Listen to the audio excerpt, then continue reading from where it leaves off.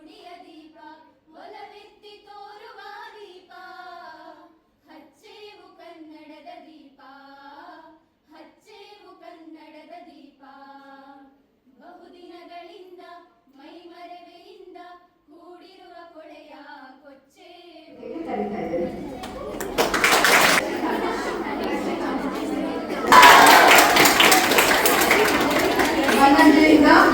ಪೂಜಾ ಮಂಗಳೇಶ್ ಬಂದಿದ್ದಾಳೆ.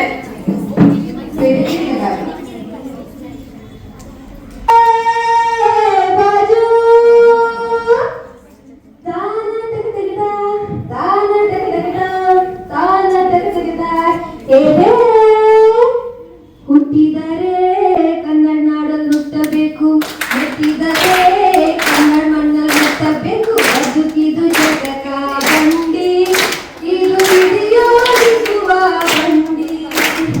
ಬದುಕಿದು ಜಗಕ ಬಂಡಿ, ವಿಧಿ ಅಲೆದಾಡಿಸುವ ಬಂಡಿ.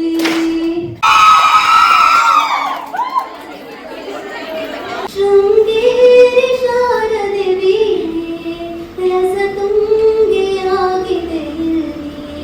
ವಿಶ್ವಖ್ಯಾತಿಯ ಬಸವೇಶ್ವರ ಯಾಚನಿಸಿದ ಈ ನಾಡು, ಇದೇ ನಾಡು, ಇದೇ ಭಾಷೆ ಎಂದೆಂದು ನನ್ನ.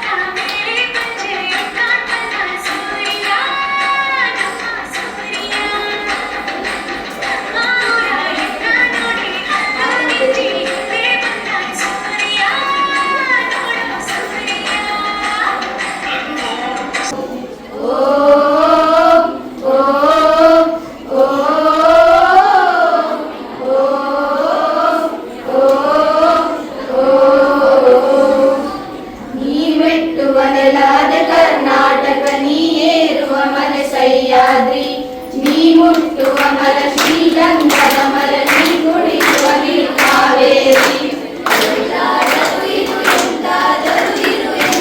ಹರಿಸು ಕನ್ನಡ ಡಿಂಡಿಮವ, ಓ ಕರ್ನಾಟಕ ಹೃದಯ ಶಿವ. ಕನ್ನಡವೆನೆ ಕುಣಿದಾಡುವುದೆಂದರೆ ಕನ್ನಡವೆನೆ ಕಿವಿಗೆ ಬೀಳುವುದಾದರೂ ಇರು ಎಂದೆಂದಿಗೂ ನೀ ಕನ್ನಡವಾಗಿರು.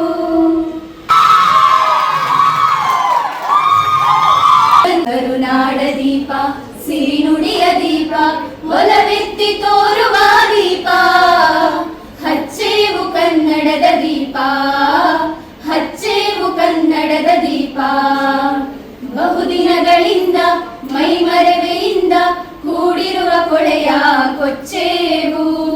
ಎಲ್ಲೆಲ್ಲಿ ಕನ್ನಡದ ಕಂಪು ಸೂಸಲು ಅಲ್ಲಲ್ಲಿ ಕರ್ಣ ಚಾಚೆ.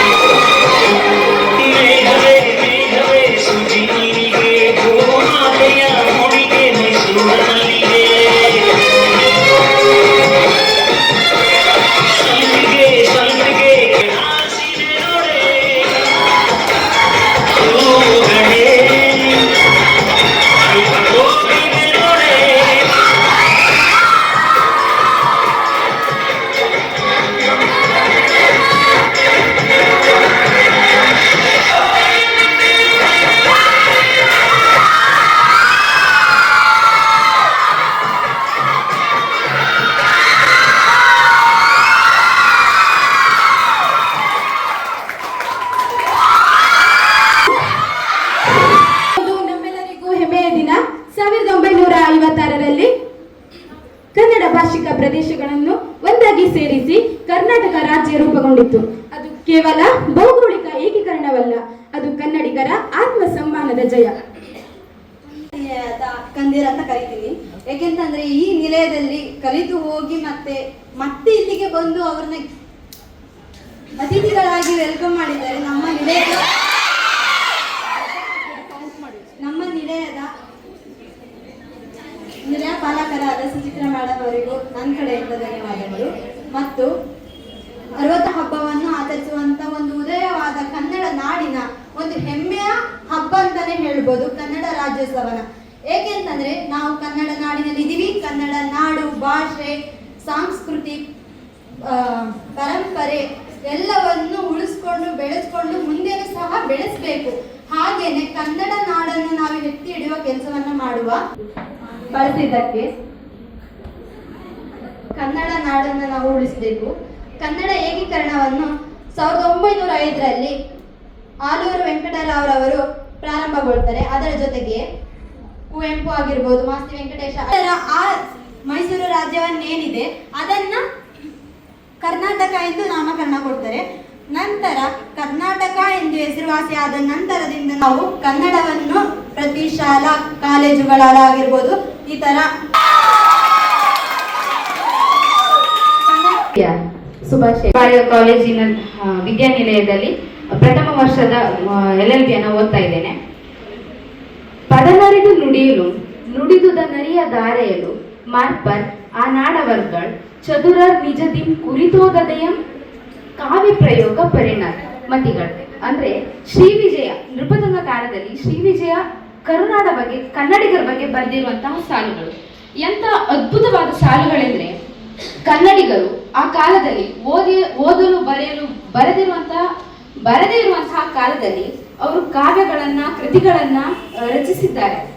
ಅಲಂಕಾರ ಇರ್ಬೋದು, ಚಂಪು ಕಾವ್ಯ ಇರ್ಬೋದು, ಹಾಗೆ ಸಂಧಿ ಸಮಾಸಗಳಿರ್ಬೋದು, ಅಂತಹದನ್ನ ರಚಿಸಿದ್ದಾರೆ. ಅಂತಹ ಅದ್ಭುತ ಶಕ್ತಿ ಮೊನ್ನೆ ಅವರ ಹುಟ್ಟು ಹಬ್ಬ ಇತ್ತು. ಅದನ್ನು ನಾವು ಏಕೀಕರಣದ ದಿನ ಅಂತ ಆಚರಿಸ್ತಾ ಇದ್ದೇವೆ. ಇದೀಗ ನಮ್ಮ ಕರ್ನಾಟಕದ ಭೌಗೋಳಿಕ ವಿಭಾಗಗಳನ್ನು ನೋಡ್ತಾ ಹೋದ್ರೆ 3 ಭಾಗಗಳಾಗಿ ವಿಂಗಡಿಸಲಾಗಿದೆ. ಮೊದಲನೇದಾಗಿ ಕರಾವಳಿಯ ಸೀಮೆ, ನಂತರ ಬಯಲು ಸೀಮೆ ಇರ್ಬೋದು, ಹಾಗೆ ಪಶ್ಚಿಮ ಘಟ್ಟಗಳು. ಇಂತಹ 3 ಭಾಗಗಳನ್ನು ಹೊಂದಿರುವಂತಹ ಕರ್ನಾಟಕ ಭಾರತದ ನೈಋತ್ಯ ಪ್ರದೇಶದಲ್ಲಿರುವಂತಹದ್ದು ನಮ್ಮ ಹೆಮ್ಮೆಯ ವಿಚಾರ. ಹಾಗೆ 1,91,791 ಚದರ ಕಿಲೋಮೀಟರ್ ವ್ಯಾಪ್ತಿಯನ್ನು ಹೊಂದಿರುವಂತಹ ಕರ್ನಾಟಕ ಭಾರತ ದೇಶದಲ್ಲಿ 7ನೇ ಅತಿ ದೊಡ್ಡ ರಾಜ್ಯವಾಗಿ ಮಾರ್ಪಟ್ಟಿದೆ. ಸಾಂಸ್ಕೃತಿಕ ವಿಚಾರಗಳನ್ನ ಹೇಳೋದಾದ್ರೆ ನಿಮ್ಗೆಲ್ರಿಗೂ ಗೊತ್ತೇ ಇದೆ ಕರ್ನಾಟಕದ ಸಾಂಸ್ಕೃತಿಕ ವೈಭವ ಹೇಗೆ ಮೆರಿತಾ ಇದೆ ಅಂತ. ನಾವು ಅದನ್ನು ಹೇಗೆ ನೋಡ್ಬೋದು ಅಂದ್ರೆ ಕಟ್ಟಡಗಳನ್ನ ನೋಡ್ತೀವಿ, ಹಾಗೆ ಕೆಲವೊಂದು ಸ್ಮಾರಕಗಳನ್ನ ನೋಡ್ತೀವಿ, ಶಾಸನಗಳನ್ನ ನೋಡ್ತೀವಿ. ಯಾವ್ದಾದ್ರು 2 ಸ್ಮಾರಕ, ಕಟ್ಟಡ, ಏನಾದ್ರು ಶಾಸನಗಳನ್ನ ಹೇಳ್ಬೋದಾ ಯಾರಾದ್ರೂ? ಹೌದು, ಕನ್ನಡದ ಮೊದಲ ಲಿಖಿತ ರೂಪದಲ್ಲಿ ದೊರೆತಿರುವಂತಹ ಶಾಸನ ಹಲ್ಮಿಡಿ ಶಾಸನ. ಹಾಗೆ ಶಿವಕೋಟೆಯ ಕನ್ನಡವೆಂದರೆ ಬರೀ ನುಡಿಯಲ್ಲ, ಹಿರಿದಿದೆ ಅದರ ಅರ್ಥ ಎಂಬಂತೆ ಇಲ್ಲಿ ನೆರೆದಿರುವಂತಹ ಸರ್ವರಿಗೂ ಕನ್ನಡ ರಾಜ್ಯೋತ್ಸವದ ಆರ್ಥಿಕ ಶುಭಾಶಯಗಳನ್ನ ಕೋರುತ್ತಾ ಈ ಒಂದು ಪ್ರಸ್ತುತ ವೇದಿಕೆಯಲ್ಲಿ ನಾನು ಬರ್ತಕ್ಕಂತಹ ಕವನವನ್ನ ತಮ್ಮ ಮುಂದೆ ಪ್ರಸ್ತಾಪ ಪಡಿಸಲಿದ್ದೇನೆ. ಶೀರ್ಷಿಕೆ ಕನ್ನಡ.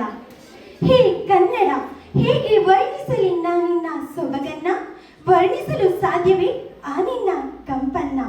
ಕನ್ನಡವೆಂದರೆ ಅದು ಬರೀ ಮಾತಲ್ಲ, ಭಾವನೆಗಳಿಗೆ ಹತ್ತಿರವಾಗಿರುವಂತಹ ಮಾತು. ನಾನಿನ್ನ ಹೋಲಿಸಲಿ ವರ್ಷಧಾರೆಗೆ, ಮಳೆಗೆ, ಬಿಸಿಲಿನ ತಾಪಕ್ಕೆ ಹಸಿರೆಲ್ಲ ಕಾಯುತ್ತಿರುವುದು ನಿನಗಾಗಿ, ನಿನ್ನ ಬರುವಿಗಾಗಿ. ಕೂಗುವುದು ಕಪ್ಪೆಗಳು ವರ್ಷಧಾರಿಗಾಗಿ, ನೀ ಬಂದ ದಿನ ಮಣ್ಣಲ್ಲಿ ನೆನೆದು ಹೊರ ಹೊಮ್ಮಿದ ಸುವಾಸನೆಯಂತೆ. ಆದರೆ ದರವರ್ತ ಜೋರಾಗತೊಡಗಿದಾಗ ಕೆಲವರಲ್ಲಿ ಬಿಸಿಲು ಬೇಕೆಂಬ ಆಸೆ ಹುಟ್ಟಿದೆ, ಮಳೆಗಾಲ ಮರೆಯಾಗಬೇಕೆನಿಸುತ್ತಿದೆಯೇ. ಕನ್ನಡ ಇತಿಹಾಸ ಸಮಯದಲ್ಲಿ ನಮ್ಮ ಸಾಹಿತಿಗಳಾಗಿರ್ಬೋದು, ಹೋರಾಟಗಾರರಾಗಿರ್ಬೋದು, ಕನ್ನಡದ ಅಭಿಮಾನಿಗಳು ತಮ್ಮ ಪ್ರಾಣವನ್ನ ಲೆಕ್ಕಿಸದೆ ಕೆಲವರು ಪ್ರಾಣವನ್ನ ಮುಡಿಪಾಗಿಟ್ಟು ಎಷ್ಟು ಏಕೀಕರಣ ಮಾಡಕ್ಕೆ ಶ್ರಮವನ್ನ ಪಡ್ತಿದ್ದಾರೆ. ಆದ್ರೆ ನಾವು ನಮ್ಮ ಕನ್ನಡವನ್ನ ಎಷ್ಟರ ಮಟ್ಟಿಗೆ ಬೆಳೆಸುತ್ತಿದ್ದೇವೆ ಅನ್ನೋದು ನಮಗೆ ಗೊತ್ತಿರಬೇಕು. ನಾವು ನಮ್ಮ ಮಕ್ಕಳನ್ನ ಆಂಗ್ಲ ಮಾಧ್ಯಮ ಶಾಲೆಗೆ ಸೇರಿಸ್ತೇವೆ.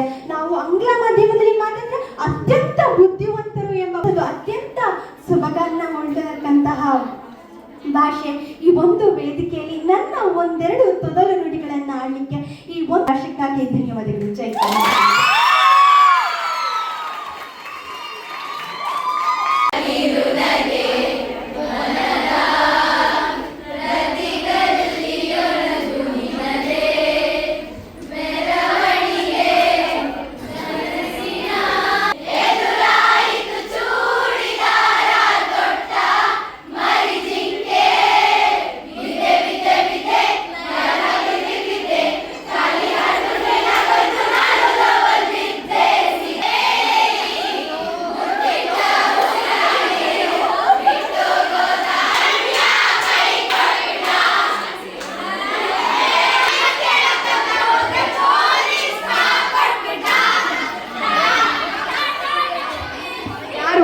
ಲಾವಣ್ಯನ